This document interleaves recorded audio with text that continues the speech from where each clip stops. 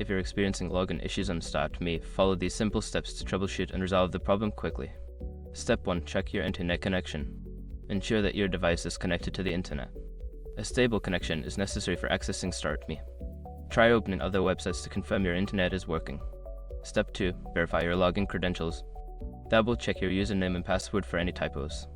If you re-ensure, use the Forgot Password option to reset your password and try logging in again.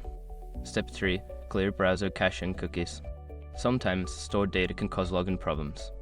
Clear your browser's cache and cookies, then restart the browser and attempt to log in again. Step 4. Disable browser extensions. Don't continue before doing this.